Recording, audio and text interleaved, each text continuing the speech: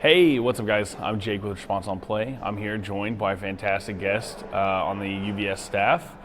Mind introducing yourself? Of course, yeah. My name is Guile. I'm the Customer and Community Manager here at UVS Games. Awesome. So that's a very long title. Would you care breaking down what it is that what it is you do here? Yeah, so more or less on that regard, anything that comes in communication-wise from the outside coming into UVS Games is the stuff that I take care of, as well as make sure that I'm interacting, hanging out with the community, making sure everything's fine, being the person who always has the temperature gauge of people enjoying Universus. Okay, that's pretty awesome. So you spend a lot of times at events. Currently with UVS, did you ever do anything competitive? Did you play UVS competitive at one point? Did you go to a lot of events prior? So I went to a ton of the events, but I was never a competitive player. When I started getting into the game, we needed judges for a lot of the events, and I'm a much better judge and someone who can sit down and really like dissect the rules and go through all that stuff. So for the first majority of any of my events that I went to, I was either the floor judge or the head judge of the event. And after a few of those, I was approached by the company and said, hey, we have a position open, would you like to join us? And that's how I got in the spot I am today. Awesome. That's pretty fantastic. What has been kind of one of your favorite things about the event so far? Oh, this event has been absolutely fantastic, straight off. I 100% would say the variety of the characters that we've been seeing, all of the camaraderie that we've been seeing, even though like we have a bunch of our sponsored teams that are hanging out, doing things, there's always going to be a little bit of competitiveness between them all. Absolutely. And they're, even in the games that they're in against other competitive teams, it's still a good time. It's still, small josh and ribbing, but it's nothing going crazy about like going on with my team's better than yours. It's always about, well, this is how my team's been viewing the game and how we see it and we see the meta. And we're going up against your team who's seeing it in a different light.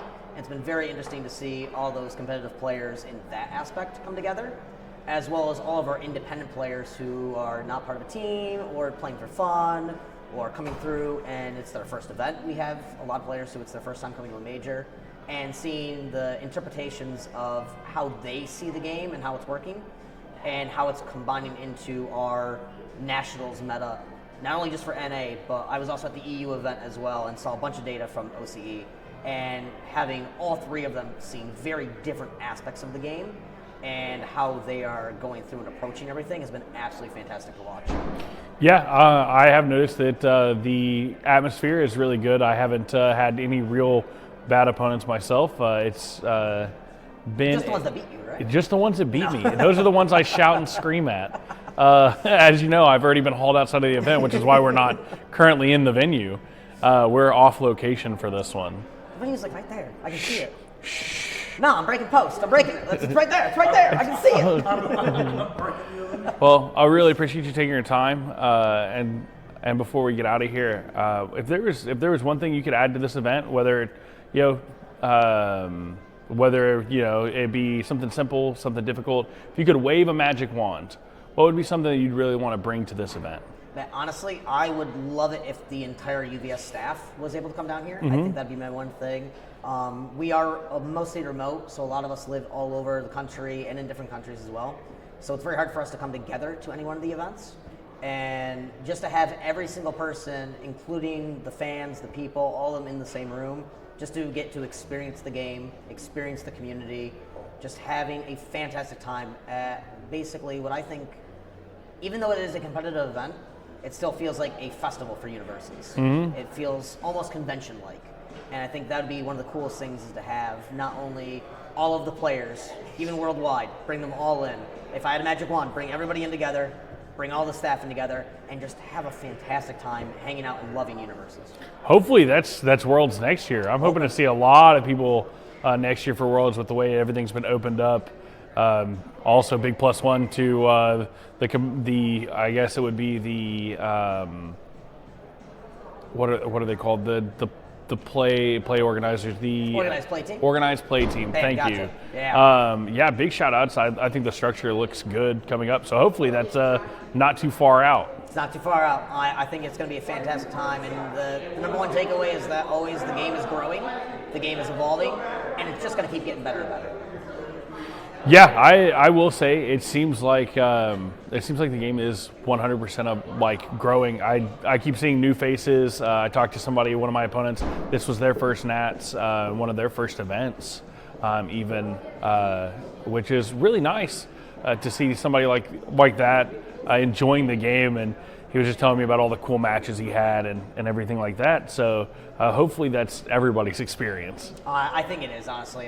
There's quite a few players who this is like I said, their first major event that they've come to. They, came into the game from any one of our Challenger IPs or found the game off on the site and were just like, oh, what is this? I love Attack on Titan. I love solo leveling. I love coming up to Street Fighter. We're hoping to get a lot more people into that. TMNT.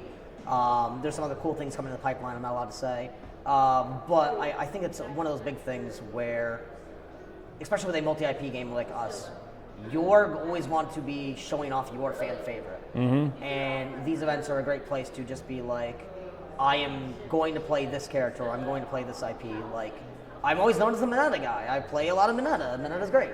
And like, you're gonna find people who follow that same exact thing with their character, and getting to get them here to showcase them on a much larger stage, a regional stage, nationals, even coming to Worlds for the LCQ. Like, it's going to be, you're going to be seeing a lot more faces come through, and it's going to be bigger and absolutely bringing in fantastic people from all IPs, from all walks of life, from all interests on the hobby range, coming in and being like, yo, this is Universus. This is going to be the greatest card game. I'm here today. I'm going to be here tomorrow. I'm going to be here 10 years from now. Yeah, I feel like this game's got a lot of longevity. It's been around for a while, and it's gone through stages, always getting better, I feel. So you talk about representing characters. One last really nail it home. If you could pick your favorite alternate art character or XR character from anything that's been currently released, what would it be? Oh, it's Kill Bill Mineta from last Nationals. Okay. The yellow suit Mineta with the nunchuck, sold, done. Mineta 2, best character. I'm playing him in Retro right now. I got the Retro deck right here behind me. Whenever Retro's going to be happening in a couple hours here, I'm going to be playing that. And yeah, I'm excited. It's from the newer ones, though. I've gotten to see the Critical Role arts, and wow, they are stunning. I know none of the people here have seen them yet. We haven't. Hopefully this interview goes out before they get shown off. Otherwise, this is going to be a hot take. Or a cold. It'll be a take. I don't know. It'll be a take of all time. It is one of the takes of all time, if that's the case. Hopefully it comes out first, though. If you have not seen them yet, they are absolutely stunning. I don't even think the photos are going to do them justice, because when you have them in the hand and getting to see the foiling on all of them and seeing the actual creative arts with all of them, it is one of the most stunning cards I've seen in card games, period. That's awesome. Yeah, we were talking about the other day, the new Critical Role set looks fantastic, even just the regular arts. Obviously, currently at time recording, we've not seen any of the alternate arts, but we've actually been blown away how stunning the regular character arts have been. And I feel like they're a really good step up, and I'd like to see, that's something I'd like to see more of, is how unique and nice these characters have been, which it has blown me away, so I cannot wait to see these alternate arts. Yeah, 100%, you will be blown away. No questions on that. So awesome. Well then, thank you so much for sharing your time with us. We really appreciate the interview. You heard it here, play retro or standard or whatever format you like. And like, comment, subscribe. Thank you guys. Have a good one. Hey, what's up guys? Jake's back. I've got another interview. I'm joined today by Hitch. How you doing? I'm the art director at UVS. Awesome. So for the people at home, what does that actually mean? Like, what do you do? What does an art director do? So there are several art directors in my team. Some work on card layout, some work on packaging and marketing. I'm fortunate enough to be on the actual card art side of things.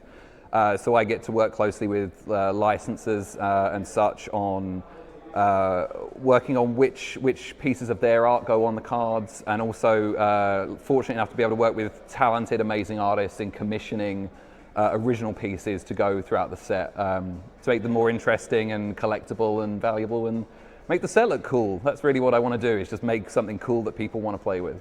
making the set look cool. I like Yeah. that's a really good description. So if you make the set look cool, Yes. Can you give me some of your inspiration behind like the upcoming set, the upcoming Critical Role set? How do you guys decide to do the character layout on those? I've noticed they're quite different from a lot of the sets we've done in the past. Yes, so we were fortunate with Critical Role in many ways, but in one instance is that we've already released the Challenger series in 24, the Jester and the Vex and Vax decks. So we'd already worked through the pipeline with the Critical Role team on like how approvals work and how it was kind of working with them, things they were looking for to represent their brand in the set. And we built up a good rapport with them. They're a fantastic team. You know, they came from just playing in their kitchen, right, to being the huge fan oriented company they are now. And so with seeing the reception to those sets and the art that was in it, it gave me a direction to kind of lean into when it came to building out the full booster set that will be coming out in March. So we obviously with the Challenger sets, we had the base kind of art be mostly fantasy themed, more oil painty, things you would typically see in other things of that genre, and then the alternate arts were more of a graphic style approach, more comic book based. And so when we went into the booster set, it was really a case of like, people respond well to this, let's carry on doing this, and it also fits in with other assets we were given by Critical Role to help build out that set, because obviously a Challenger series you're looking at like 40 to 60 cards worth of art, and a booster set you're looking at 200 to 250 pieces of art. So from them, they were gracious enough to let us use some of their comic book art, a lot of fan art that they've acquired through the run of the show. In the middle of their shows, they run the fan art gallery, so I was scraping through those and seeing like, oh, I like this piece. Reaching out to Critical Role saying, can we get in touch with this artist and get this piece? And that combined with the comic books, we were able to align on this direction where it was more comic book, graphic focused, and then peppering in the more kind of fantasy pieces. And then as we go up into the more rare collectible kind of pieces and the alt arts, really just pulling in a lot of work from artists that I had seen on Twitter and ArtStation and all the kind of portfolio sites that I usually go to find these artists, and really just find people that had a cool original vision in their art and good composition to bring in and bring something new to the set. So it wasn't just a rehash of the alt style that we'd done in the Challenger set. Yeah, I like the idea of using like fan art and reaching out to artists and stuff Yes. like that. It's something that they do a lot in their show, and we wanted to bring their community kind of stuff into our game as well, and kind of pay homage to the thing that they do. Yeah, I think that's fantastic. As all these heroes have been revealed and stuff, one thing me and the group have really been talking about is how really good the character art looks. Yes. I haven't really seen one where I'm like, every single one I'm like, that's pretty cool. I'm not really a Critical Role person. Yeah. I don't know anything really about it. I'm strictly from the game aspect. Yes. But as I'm known for dogging on art, not dogging on art, there's a particular set of chromes that I've vocally said that I don't like. I'm a big alt art person. Yes. So seeing these arts as the normal arts, I was pretty excited. Yeah. Are you allowed to say like how many chromes we're getting in this set, or? If it's not been revealed, I can't tell you. I'm sure we'll be releasing them soon, but you can probably make an educated guess.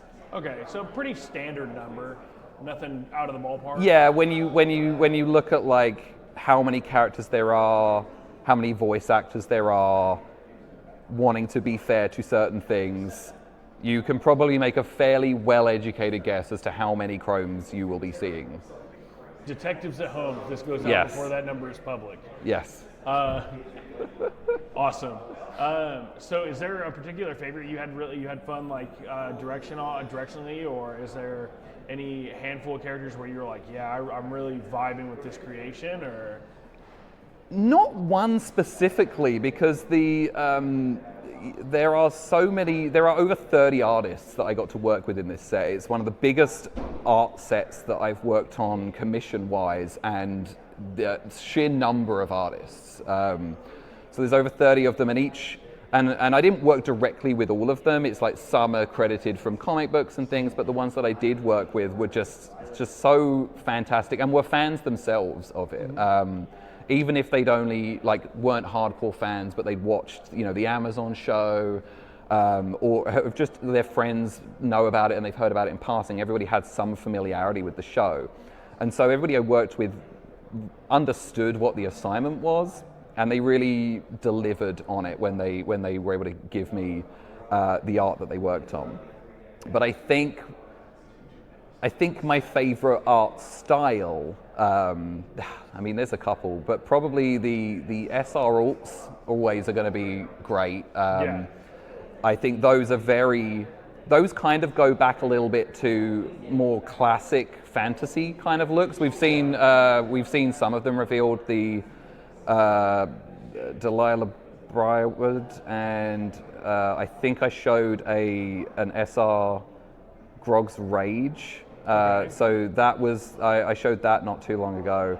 But that kind of style is really cool. And also what hasn't been shown yet is the UR alts. So those have had some very fun, it's custom art, but it's had a different treatment applied to it. And I think that those are going to be quite exciting. And some of the frame things we've done with those as well are going to be quite, I hope that they're going to be as exciting to other people as they are to me. I'm getting excited hearing about them, honestly. Yes. I feel like direction on this set. I mean, we've been talking about it a lot recently. How we feel like the art has really only been going in a positive direction. Oh, thank you. I'm a big fan of a lot of the art on the cards, a lot of the choices. Some of the alt art for the regional promos. Yes. I don't know how much you had a hand in, the Rosewood Blast we have here at Nats. Yes. That alternate art, big fan of that. I really love the retro-only reprint styles. Those are beautiful. Yes. Very character specific. I love them. Those weren't done by me. That was done by someone else on our team at the time called Shy. She did a really good job of. She was really into the 90s. Yeah. The magazines, the Lisa Frank stuff, all of that kind of, the kind of, I don't want to say tacky foil, but that kind of cubed foil kind of look. Really went for she referenced a lot of magazine work, and you'll notice it kind of looks quite editorial in the way that things are kind of laid out. They look kind of like magazine covers from the 90s, and that's what inspired that kind of vibe for the retro reprints. Yeah, growing up in a lot of that, seeing it through the late 90s and early 2000s, but done in such a very well stylish, that feels good like a callback, but unique on its own. I'd say nostalgic. I wouldn't say stylish is the word. It had a look to it, but I don't think it was. It doesn't translate well to a modern era. I think we can agree to disagree. If you're into that kind of thing, yeah. So if there's, I know art perspective is really big for what you do, but surely you hands-on, you play some amount, I assume. I do, yes. I'm fortunate enough to have, it's not a huge scene in the Bay Area where I'm from, but we have a dedicated player base that always turns up and plays. What's funny is that, obviously building the set, I get pretty much all the game mechanics beforehand. I just don't read any of them. I read as much as I need to know for a card. If it's throw, I want to try and emulate some kind of throw art. Okay. Or if it's, obviously specific characters on specific symbols, I need to match up. But I'm so bad with memorizing words because I'm a pictures guy that I could tell you the story behind the art of any card art. I could tell you the story behind how it was made. But I couldn't tell you if you named me any card, like Desperate Plea. I couldn't tell you what Desperate Plea does. That's fair. Put Desperate Plea up on the screen here, please. Okay, so since you play, yes. Is there a certain hero you're looking forward to in the new set that you're kind of eyes on, you did notice a little bit of the words for and are looking forward to playing? Again, did not read any of them. I have them. I have the alt arts with me here, and I've been showing the other guys on the team, and I still haven't read any of them. Okay. What I do typically play though is I love Chaos decks. Chaos and Air are, for me, they've been. I've been playing a Jester Chaos deck from the Challenger series. I've been playing that for probably 6 months now.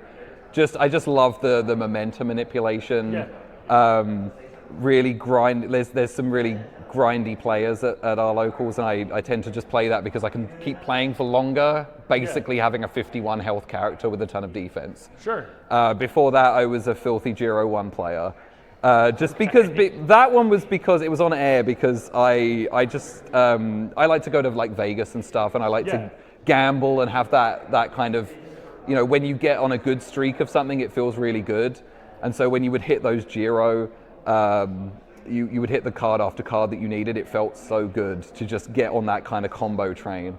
Yeah, I mean, former gambler myself.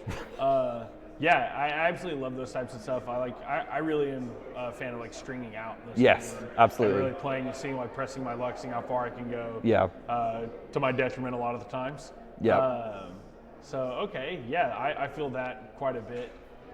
You mentioned having alt-arts with you. Are they getting shown off here at Nats by any chance, or are they just in staff only? Oh, so I bought them. Thrown in a van? So I'm fortunate enough to, being on creative and being the position I'm in, I get copies of the. We get what's called a brick, which is kind of like a reference copy of every card that gets printed except a chrome. Only a few people get a chrome, but I get every like alt-art, every kind of special card and promo and whatnot, just so I have it as a reference when we're doing future sets. And I'm fortunate enough to get those, but like the game design team will get like a play set of cards. Okay. So they'll just get four paper copies of each card, but they won't get the fancy foils or the alt-arts. And it's nice for me, but we're a fully remote company. Yeah, I've heard that. And so I can bring those to events like this and show the organized play team. I can show the game design team. I can show the marketing team that's here. Anyone that's here from the company. I can show them these things that they might only be lucky enough to like when we do box breaks at work on Google Meets. They might only pull one or two of these things. Yeah. But me bringing them lets them see them in person, because we do as good a job as we can when we release card shots and things to try and show you the cool foil or the cool texturing or the chem embossing we're doing. And it only can translate so much on a screen. But when you actually hold the card and you can turn it and see the way the light refracts off of the chemical glitters or the critical role alt-arts, character alt-arts, for example, each character has a unique pattern in their varnish. And you can only really see it if you're holding it close, catching the right light. Yeah. And it can't be translated well through a video or a photo. Yeah. So for me to be able to show these guys that is great, because then they get that full experience, whereas players only get to see as much until it's released, and then they see them out in the wild, or they come to events like this and they can see, the chromes that they never got to see in real life. Yeah, that's been one of my big things. When I first saw the chromes for like Jetburn and stuff, like online, I was like, I actually own a Hawks Chrome Rare. Yeah. And that thing is beautiful. Yeah. I love the chrome treatments, which is kind of why I was disappointed with the Yu Yu Hakusho ones. Those are the ones I kind of like not super in love with. I actually owned a Yusuke Chrome for a while, and I'm known for not particularly caring much for them. I thought they were pretty plain compared to all the other ones. Yeah, I mean, when you work with different partners and things, you get access to different amounts of assets, and you get, you negotiate different levels of things you can do, how much custom art things you can do, and sometimes you are more restricted in the things that you are able to use. In those instances, we will always work within the limitations of those things. Yeah, absolutely. So, some IPs will be more difficult to work with than others, and in instances where you get like a Critical Role, who is they're a Western company, they're 10 years old, but they're still what I would call a new company. They still have a startup mentality. They're willing to take a few more risks with their IP, and so they give you a little bit more freedom to play around and explore. You know, and then you see the the AOT3 chromes. We're able to like pull in Isayama to come and do custom art for us. Yeah. He was gracious enough to let us use his signatures in the set 1 and 2 chromes. Yeah. And we've also got some fun things coming up with the Critical Role chromes that you will see at some point soon. Yeah, probably. I imagine we'll probably get reveals at Worlds. I imagine you'll probably see everything by Worlds, judging by the way timelines are. Yeah, absolutely. Yeah, I think as I actually don't like AOT at all as a series. I thought the art and everything from the set was very good. I actually played an AOT character in Atlanta. I think the art has been fantastic. Like I can't say enough good things about the art direction for a lot of it. One of my big hair blowbacks was back to Jetburn, kind of like you're talking about how these critical roles, how they have special patterns and stuff, Yeah. and like the alternate arts. One of my favorite characters to play out of Jetburn was Best Jeanist. Yeah. The XR for that one has like a Jean style pattern. It does. on It has the stitch pattern. Yeah. I told everybody, I was like, look how cool this is. I was talking to everybody. I was like, this is so neat. Yes, Jetburn was my first set, and I've worked a lot in my career. I've worked in entertainment, and I've worked in streaming, and it's all been in like fandom spaces, video games, anime, things like that. And so being able to, you know, when I came into it was still Jasco at the time before we rebranded to UVS Games. Absolutely. And the team was still quite small, and so it was really coming in with that. You know, you start a new job and you come in and you're passionate and you want to, you know, see how far you can push things. And I was kind of given a lot more creative freedom than you would typically expect at most companies, but. The people that have hired me, Paul, Zoe, they're just great people to work for. They really go after people that don't just want to come in and, you know, just don't just want to punch a clock. They want you to come in with passion and bring your ideas. And Paul is always like slacking people, and he's like, "What? Do you have any new ideas for this thing? Or I've got this crazy idea for this. What do you think?" And he lets you really just kind of go wild with things, and that's how we've been able to, you know, try these things. Like you were saying with AOT, we knew that Vice had the anime, and we were speaking to Kodansha about working with the manga. And the reason we wanted to do that was because we wanted to separate ourselves from Vice Shorts, but also after working with a lot of anime IPs, it is difficult to capture those moments of really intense action when you've got someone like Prominence burning and they're flying through the sky and they're exploding and they're screaming. A lot of that is made more emotional and hits harder because you've got things like camera shakes and the violins are playing, and it really just like the whole package hits you. You've got audio and visual and all these effects and tricks, and it's hard to translate a screenshot of that into a card space. But when you work with a medium such as a comic book or a manga, it is designed to be ingested as a static format. And so you can take a Prominence burn as an example from a manga, and you can put that on a card, and it is designed with that in mind. Like the halftone shading is really highlighting the shadows and where the light goes, as opposed to just throwing up a big bulb of light behind a cell. Yeah. And so working with those things makes it easier to translate a story into take a dynamic story and turn it into like a static thing that makes you feel that same way. Absolutely. Yeah. I feel like you guys have really nailed that and like setting yourself apart from like the other times Attack on Titan's been used by using the manga art. Yes. I think the manga art, it does fantastic. I would say it's a really good stylistic choice. I find it very good.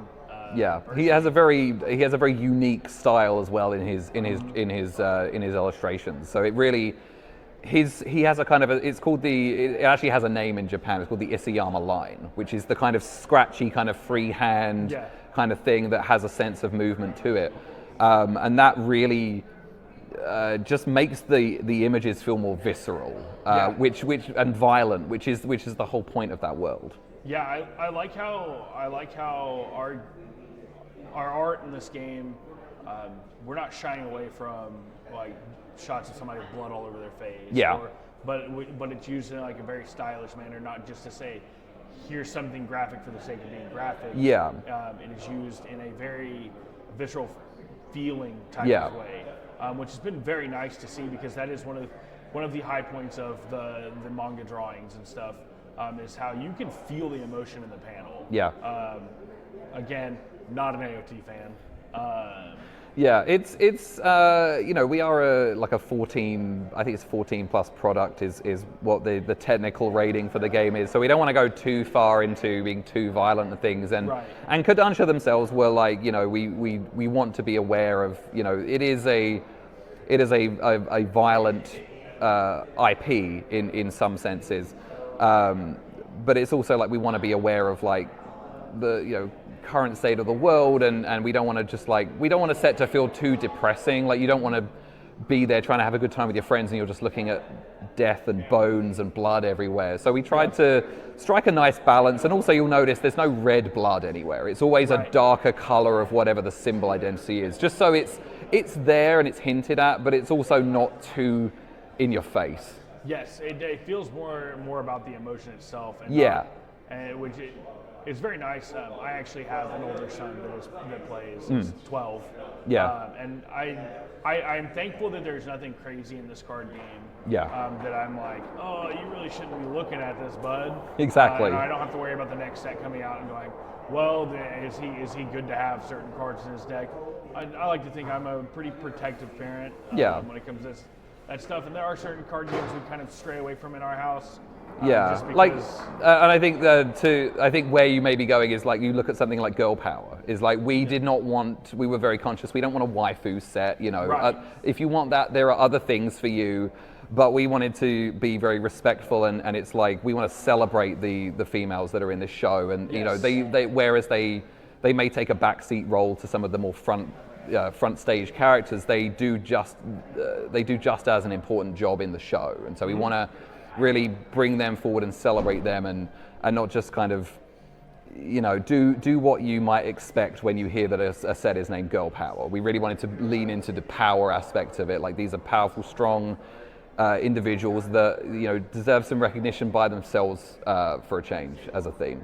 Yeah, seeing a cool set filled with good characters, with the front line being females in a way that Yeah. is not expressive when you think of anime card game female Yeah. set, as you mentioned, which is very nice. I think that it's very good that people can play this game and not really have to worry about hiding their art at Yeah. home.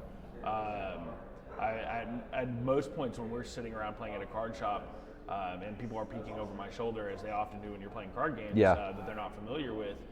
It's been really nice when people they look at the cards and they look at the game being played. And they're like, "Oh, is that so and so from this thing?" And they're just like, "Oh, that art's really cool." And Yeah. like, getting the expression from people that don't play the game. Yeah. In that same sense that I feel as a player of the game is very nice, especially as I'm a card store employee. Yeah. So, I sell card games for a living, and getting that excitement for some of the art and some of the things you guys do with Yeah. these from people passing by is also really nice, and not again to feed into the everything feels like it has a point. Yes. There's nothing that feels like it's, well, we've got to hit this we've got to hit this margin. Here's a bunch of cards and swimsuits. No, definitely not. It's very much like, we know, like, every like any project, every stage has a deadline, and we work to those deadlines, and sometimes you have to like compromise on certain things, but we never, like, there are lines we don't cross. And we want to make it like we want to make it interesting enough so that if you like you said, you come in and you see someone playing this thing, it looks cool, and it looks, it is a difficult game to learn. Like, we are Absolutely. aware of this. We're trying to make moves to simplify it so the onboarding is easier. And that's why we went and changed the frames in Jetburn. It was like, the frames are quite busy. It looks like a lot to take in. It's hiding a lot of the art. It's difficult to kind of make out rarities and stuff. And so when I came in, I looked at it as how can we have a methodology to these frames that makes them, you know, how do we simplify the look of these things while maintaining the, you know, for people that play the game, still make it recognizable. And I think we've done a good job of, you know, balancing that. So now, you know, you look at another card game and it might just be like an image in a square box or something, whereas we try and fill up as much as we can with the art to really, you know, try and raise the immersion, you know, really feel like you're in the world with the IP. And also just, it's more eye-catching when people walk by and they're like, that looks cool, this looks like it's not too difficult, would you mind showing me how to play a game? Yeah, it deceptively looks easier than it is. Yes. Which, like you said, is by design to some degree. Not the deception part, but making it easy to read offhand and understand what's going on, which is very nice. Yeah, and we're always iterating on that. It's you know, we release something and then we listen to feedback and it's like, oh, this is an accessibility issue, and then we fix that thing, and you know, even now we're still iterating on designs of like the technical card frame itself. Like, how do we simplify this or make it more accessible, so that we can, you know, hopefully interest more people in the game. Absolutely. I've got one more question for you. This one, because otherwise I will sit here and talk to you all day. I'm having a blast. I think you'd. I could talk forever about my job. I love my job and the people I work with, and just the fun stuff I get to work on. It's great. Fantastic. So last question. Feel free to cut this one off. I might not see you guys again. I might be pulled into a UVS unlicensed van. I've got Levi in his roaming van ready to grab you. I know we don't know anything about Turtles yet. Okay. Art design wise, yes. Is it geared, or does it look similar to like the newer stuff? Is there a particular style y'all are going with, or just something general, like nothing about the set or what's in it, but art style direction wise? There are a couple of products in the line, and I think that the art direction on those will appeal to multiple generations of Turtle fans. Awesome. Yes. I love hearing that. That is my most anticipated set for this upcoming. We've been practically begging. I've got to get with some people on the content team. I will tell you, the SRs for Turtles have you've seen, like we try varnish, we try reticulated varnish, we try chem emboss, we try lenticulars, like we try new things all the time. I will tell you that the Turtles secret rares have another new treatment that we haven't done on another set before. That is exciting. Yes, and maybe the one I'm looking forward to the most. That is fantastic. Hopefully I can track you down when we get closer to Turtles. Yes, once it's out, yeah, we can talk about it. I am definitely excited. I'm giddy. That is my set of the year. There's a bunch of cool stuff coming up that I'm excited for, but Turtles is high on my bar of things I want for this game. I've heard that a lot this weekend. So. It appeals to, like, it's one of those ones that just appeals to like everyone from every kind of generation. Absolutely. All right, man. Well, thank you so much for talking with us. Thank you for having me. It's been a pleasure. Is there anything you want to shout out or let everybody? I'm here, but I can't take full credit. I want to shout out to everybody on my amazing creative team, as well as everybody else I work with, and Josh's OP team for putting on an amazing Nationals. It's been a great weekend.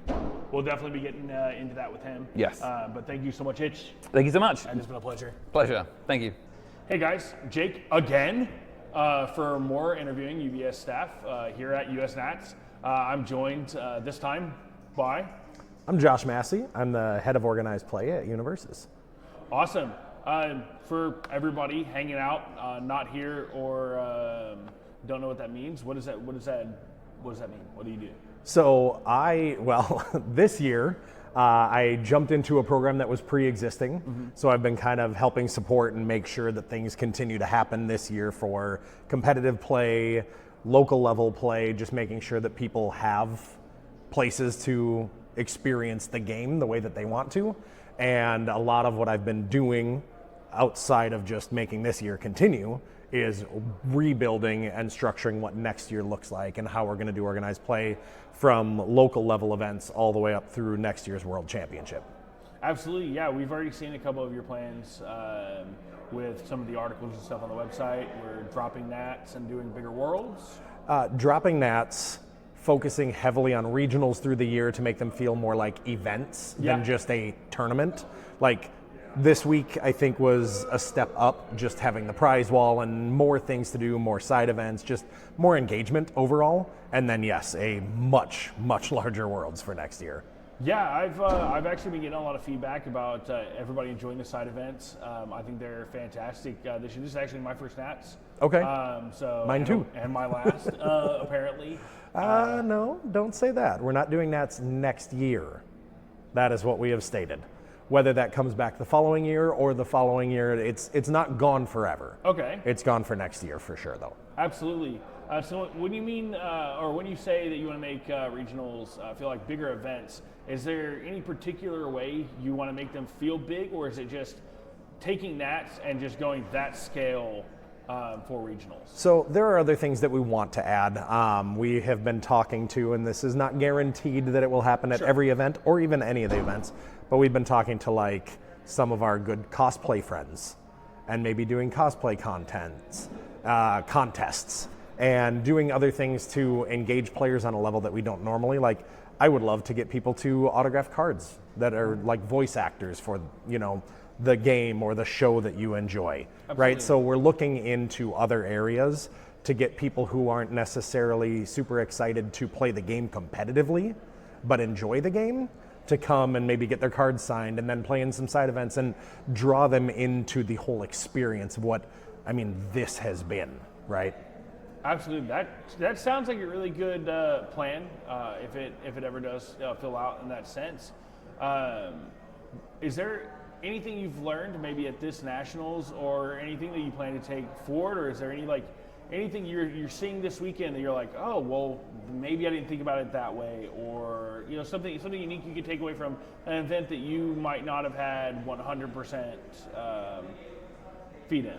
Yeah, so I'll say a little bit, because I've been to 3 Nationals in a row. Right. I was at Oceania, and then I was in the UK last week, and now I'm here. And like, there are definitely some things, because I've been doing organized play professionally for over 10 years. I've done 3,000 plus player events, and I've run 50 player events, right? So I knew what I wanted to accomplish. The thing that would adjust that, or is this player base is new to me. Okay. Right?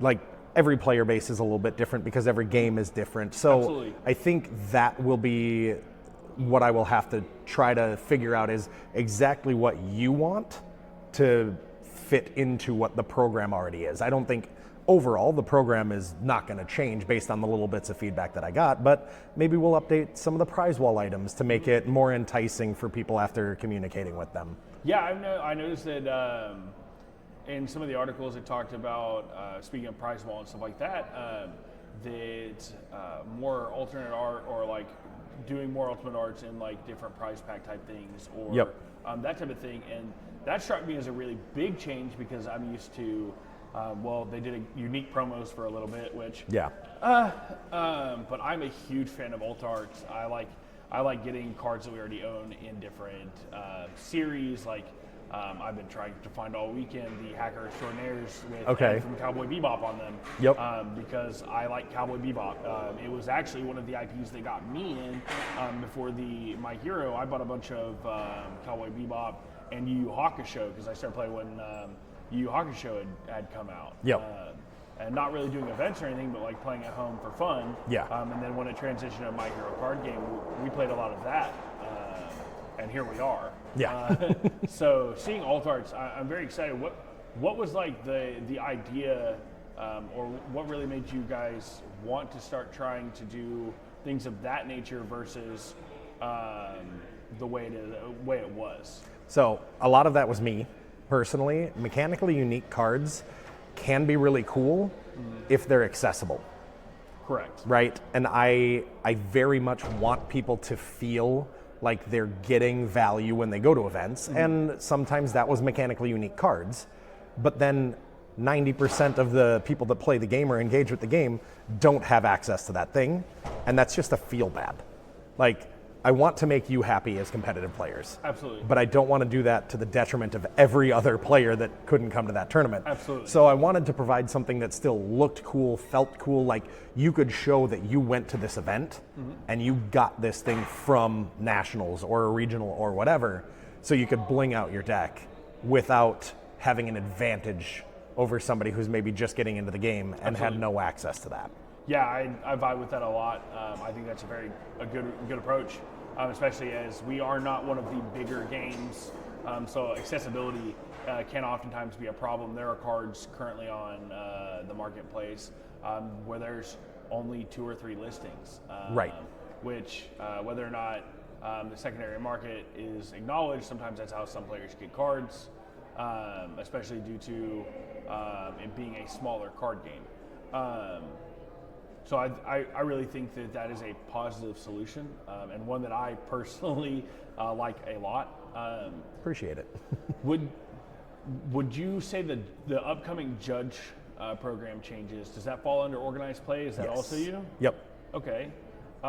Is there anything that has been revealed that you would like to echo on that, or like I'm trying to find a safe space Yeah. to answer these questions, because I know that not a lot of details have been given, but for rewarding judges for spending their time and learning the game, I think it's very important. Yeah. Because they don't go to these big events and win stuff. They stand around they do a fantastic job. Stand around doing nothing the whole time. Why do they even exist? Absolutely nothing. So does that mean we're getting rid of no? But they spend a lot of their time watching and making sure that things are played fairly, so that everybody else can have a really good play experience. Yep. Which is very important at leveled events like Nats and even regionals and local play sometimes. How would you say? What challenges have you faced trying to make sure that the upcoming judge stuff is desirable for judges and in a way that makes people want to take that path? So there haven't really been a whole lot of challenges to it. I started and I said that we needed a judge program, and I mean, things take time. I think time has been the biggest hindrance, because we need to build it out, we need to concept everything, know how it's going to work. Obviously, the plan is to provide cool, unique items that only judges can obtain, right? And that takes time. Production takes time. Creation of, you just talked to Hitch for, I don't know, was it 3-4 hours? There's 6, I don't know. Yeah. We started talking on Thursday. Yeah, there you go. And I just got done, and we're on day 3 right now, and I just got done with that interview, so. So obviously working with his team and getting art created and doing really cool things for judges to make that stand out even more, because just like people saying, where did you get that card? Oh, I got it at a regional. I want somebody to go up to a judge and be like, dude, how do I get that? And then them say, join the judge program. Absolutely. So time has been the biggest thing. The cool thing with the judge program, in my opinion, we haven't really talked about this much anywhere else, is that we're doing it all through the UGN. Okay. So it's going to be in a place where people are already comfortable using the program and the system. You know, the loyalty store exists. You can get cards from there. That's where your judge items are going to be as well. So, but they're going to be exclusive to judge program not applicants, but people who are in the judge program. There's essentially going to be a secondary, what's the best word? It's not money, but there's a secondary currency. Sure. Right? So there will be a secondary currency that only judges earn when they're judging events, and those will appear on the store. So even as a non-judge player, I can see them, but I will have none of that currency, so I won't be able to get it. At what level are you looking to reward judges? Is this something that's going to trickle down all the way to locals, or is this? Absolutely. Okay. Yes, 100%. Absolutely. That's a very good answer. We like that. I know that we had talked to, or we had seen in the article about there being potentially a different way to redeem them, which now this secondary UGN store in the same place. Is it going to look mainly like the current one, where like the same types of items are up? Like, I know that recently we've had like the Cowboy Bebop playmat and We've had alternate art cards. Is there any other accessories, unique things that might help judges in judging that they can claim? Yes, but I'm not going to tell you what they are yet. Cool. Because I also think valuable, like giving judges a way to things that help them do judging while also being cool is something that I don't think really gets looked at as often. Yeah. I mean, outside, like most of the time, it's like pins or cards or Right, that type yep. of thing, which very obvious. We play a card game. The standard TCG items are kind of the staple, but yes. Awesome. Is there anything immediate coming that we'll see with like Heroes of Exandria or that'll be big organized play shakeups? Because I know that Worlds has already been planned mainly. Yep. But starting as soon as we start seeing changes to regionals starting in March. Yes. Yep. That's when the new program is rolling out with the new point system, all feeding into the World Championship. Okay, awesome. Is there anything from this Worlds? I know that it recently got opened up to being from, instead of being the top Worlds players that are going to be there, to doing a Worlds festival. Yep. Are we looking at taking inspiration from that for future Worlds, or? So, no, because future Worlds were already planned to be open. Okay. Like, not for play, but for attendance. Absolutely. Right? I want to be hosting side events. I want people to have things to do and be excited for that 2025 World Championship. Okay. Yeah, so players will earn their points through the year. They will get to compete whether they're starting day 1, day 2, whatever, but the event will be open for other attendees as well. Absolutely. I think that's a very, very good start. I know that that has been one of the outcries. I've got one final question for you, and then I'll let you get back to wherever we're at. Championship game is going right now. So, what would you say has been your favorite change or thing that you're most proud of for organized play shift? Oh, geez. I think, honestly, I've said this a bunch. I think it's the simplicity of what the new system brings. Because all you do is you go to your point earning events, your local championships, your regionals, you get your points, and then you get your invite to Worlds once you have enough. It's not this grind or fight at the end to see who has the most points to try to just get into Worlds. Sure, if you get the most points, you're going to get a free trip. Yeah, Pay absolutely. for that, right? But you'll know partway through the season that you're going to Worlds, period. Yes. Right? And that's going to be the case for everybody. Across the board, it's going to be the same. Because love this game, but this game is complex. Very. I want OP Absolutely. to not be as complex as the game is. Absolutely. Right? And I do know that, like, barring people that got invites today or getting them today, it's been really hard to even know, like, if you're going to be able to go or things like that. So knowing partway through the year that you'll be going to Worlds is definitely a blessing, or a boon, rather. Yeah. And I said that was my last question, so I'm going to keep it that way. Okay. I've had a pleasure talking with you, Josh. Yeah, same. Thank you so much for giving us the time. We look forward to hopefully getting to talk again in the future. Yeah, I'm going to be around. Awesome. Appreciate All right. it, Josh. Thanks.